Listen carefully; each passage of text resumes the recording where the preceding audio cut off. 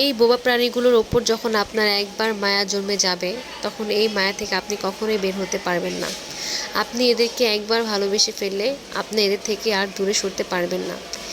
আপনার কাছ থেকে মানুষ দূরে সরে যাবে, মানুষ আপনার সাথে প্রতারণা করবে, মানুষ আপনার সাথে বিশ্বাসঘাতকতা করবে, কিন্তু এই পশু পাখিগুলো কখনোই আপনার সাথে বিশ্বাসঘাতকতা করবে না। এরা কখনোই আপনার সাথে প্রতারণা করবে না। আপনি যখন এদের সাথে মিশবেন, আপনি এদেরকে আদর করবেন, দেখবেন এরা আপনাকে এত ভালোবেসে ফেলেছে, এরা সবসময় আপনার গা ঘেঁষে থাকবে। এরা সুখ দুঃখে আপনার পাশে থাকবে।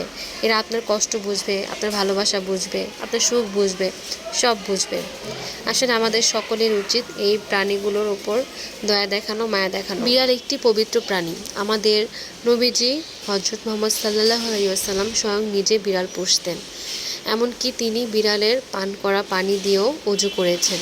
তাই বিড়ালের কোনো কিছুই অপবিত্র না। আপনি যখন একটি বিড়াল পুষবেন, আপনি তখন অবশ্যই বুঝতে পারবেন বিড়ালটা আপনার জন্য কতটা ভালোবাসা দেখাচ্ছে। সবার কাছে একটা রিকোয়েস্ট, প্লিজ রাস্তায় যদি কোনো বোবা প্রাণী মুমূর্ষু অবস্থায় দেখেন, তাদেরকে রেস্কিউ করার চেষ্টা করবেন, তাদেরকে একটু সেবা করার চেষ্টা করবেন।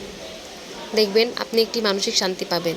আর এই বিড়াল পালা বা যে কোনো বোবা প্রাণী পাললে দেখবেন আপনি একটি মানসিক শান্তি পাবেন। সবসময় আপনি মানসিক শান্তি অনুভব করবেন। এরা সব সময় আপনার সুখ দুঃখের সঙ্গী হবে। কথাই বলে না, সম্ভবত মানুষদের ভালোবাসার চেয়ে বোবা প্রাণীদের ভালোবাসা স্রেফ উত্তম।